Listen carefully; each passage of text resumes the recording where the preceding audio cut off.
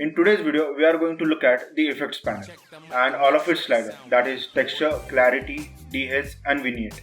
I will give you important example as well as tips on how you can use these sliders in a better way.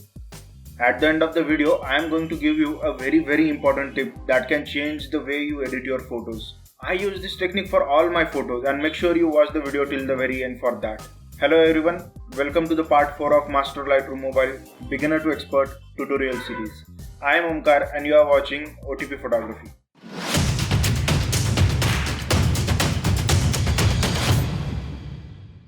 These are the contents for today's video, and as always the timestamps for the same are present in the description.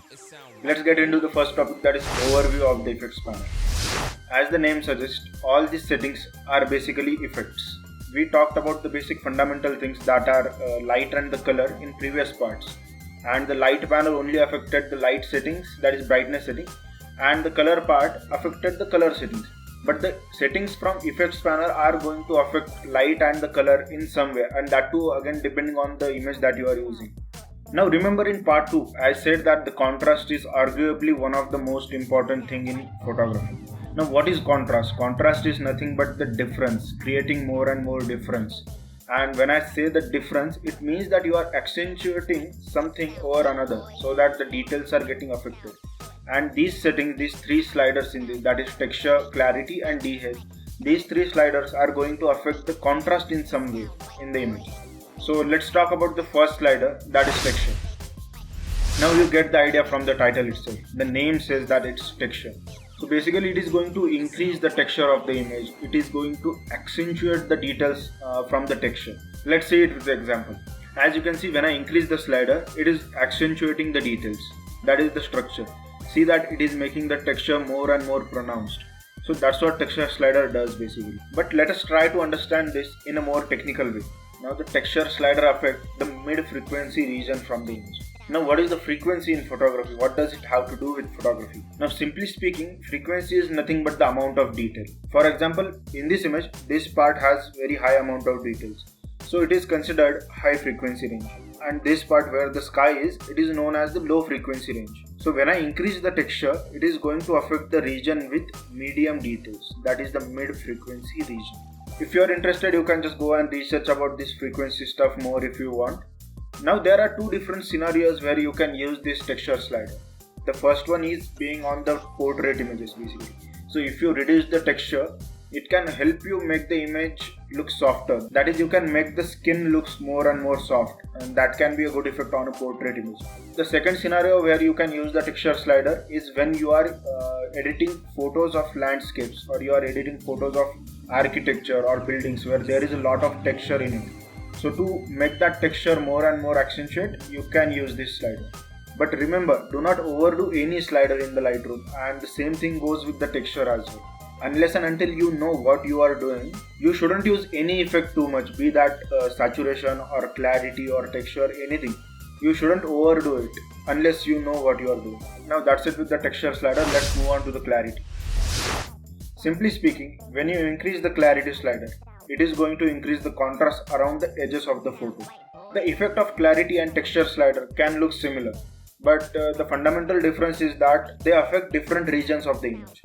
As we said earlier, the texture affects the mid-frequency region, but the clarity slider affects the contrast of mid-tones. Mid-tones are nothing but the region between highlights and shadows. So when you increase the clarity, it is going to increase the contrast of the mid-tones region, and in result, it will increase the contrast around the edges, because the effect of these sliders can vary a lot depending on the image that you are using. So the most important step to understand this slider is to go and practice it on actual images, because these sliders are going to affect different images differently.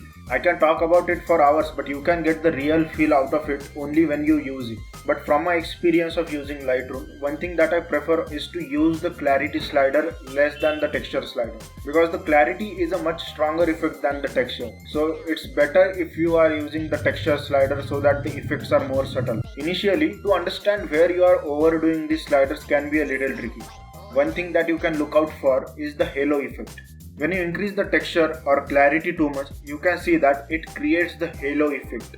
Halo effect means this brighter area around the edges of the objects. Please avoid this, it can make the image look completely unnatural. Let's go to the next slider, that is Dehaze. Now this slider is simple to understand. As the name suggests, if you increase the dehaze, it is going to help you to remove the haze from the image. It will help you to regain the details from the hazy part of the images. Let's look at this example. If I increase the dehaze slider here, it is cutting down through that haze and revealing the detail more and more. If I decrease the dehaze slider, it is adding more and more haze. But now the more important thing to understand about dehaze slider is that it is even stronger effect than the clarity slider.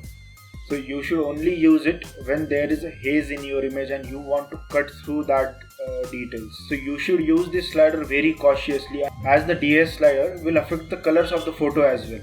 And never overdo the dehaze slider. I told you that it is a stronger effect than the clarity slider. For beginners, it is very easy to get carried away with the dehaze slider, and especially when there is a sky in the image, or especially for the sunset or sunrise images. It can boost up the blue and the orange color really well, but you shouldn't use that. You should use the HSL panel that we discussed in the last part.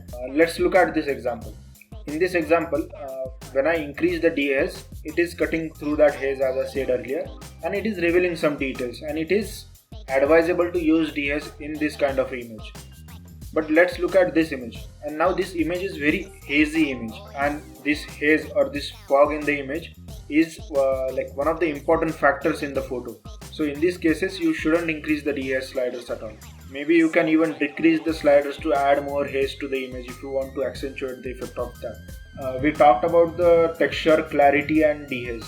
As I said earlier, these three sliders increase the contrast of the image in some way. They affect different part of the image, but in result they will increase the contrast in some way. Now let's move on to the next slider, that is Vignette. Now the first thing that many people get wrong about these sliders is not how to use it. It's basically its pronunciation. This is pronounced as Vignette and not Vignette. Now what is Vignette? So whenever we use different lenses to capture the photo, due to limitations of lens and its optics, it is possible that your image will get darkened around the edges. That is known as the vignette. And to correct that vignette effect, this slider can be used. But this effect nowadays is being used as an artistic effect to emphasize more on the object in the central part of the image. Let me show you how you can do that. When you change this vignette slider, you can see that the sliders below it gets activated. So when you take these sliders towards the left, it is going to darken the edges of the photo. And that way you can increase the emphasis more on the subject at the center. With help of this first slider, you can decide the amount of brightness or darkness according to your picture. Again, don't overdo it so that it becomes unnatural. Whenever you don't know if you are overdoing something, it's better to reduce the effect by a bit so that you are on the safer side. Now the second slider is the midpoint slider. Now to show you the effect, let me just make the feather to 0. Now if you reduce the midpoint slider, it will reduce the size of this oval shape as you can see. And if you increase it, it will increase the size of this brighter part. The next slider is the feather slider. Now the feather means the transition of the effect. Now when I increase the feather here, you can see that it is going to increase the transition of that effect. The more the feather, the more smoother the transition will be. The next slider is the roundness slider. Now when I change this roundness slider, it is changing the roundness of the vignette effect. You can see that how it works. Now all of these settings will change depending on the image that you are editing. But it is preferable to have a higher amount of feather so that the effect is more smoother. Now let's talk about this grain slider. And I almost never use this grain effect on my images because I never had such kind of effect that I wanted. But if you want to give an old vintage look to your images, then this can be a good effect to play around. Just for the illustration purposes, I'll show you the example. So when I increase this grain slider, it will change the amount of grain in the photo. With the help of below these two sliders, you can change the amount as well as the size of the grain. If you want such kind of effect, you can apply that. And that's it from the grain slider. And I hope you understand all the working of the slider that I showed. But the effect of these sliders will be understood better when we actually apply it on the actual image. So let's go into the Lightroom Mobile and edit our previous photos that we left from the part 3. So here we are in the Lightroom Mobile application, and this is the first photo that we are editing. Now we are going to look at the effects panel. Let's go into the effects panel here. Now as this is a landscape image, we are going to increase the texture, because decreasing texture is going to make it more and more soft, and that's not something we want from a landscape image. So I'll increase the texture slightly. Around 20 to 30 is a good number to start with. If you tap on the right side of a slider, it is going to increase the value by 2. As you can see, if I tap on the right side of the clarity, it is increasing the size so that you can precisely control the amount of effect that you want. See, if I increase it too much, it is just creating that unnatural effect in the image. And if I reduce it too much, it is making the image more and more soft. So somewhere around 20 is good. Just to show you the effect of dehaze, if I reduce it, it is increasing the haze in the image. And if I increase it, it is cutting through that hazy effect in the mountains.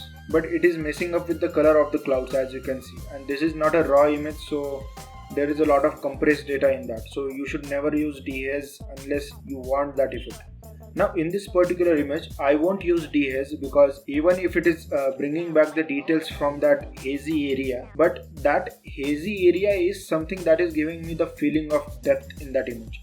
So I don't want to lose that feeling of depth. I will not increase the dehaze, maybe slightly, maybe like 4 or 5 something. This was the before and this is the after. Now I'll apply some vignette to the image. I want the effect to be only on the edges. I'll increase the feather.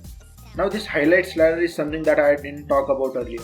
So when you increase this highlight slider, it is basically going to reduce this vignette effect from the highlights.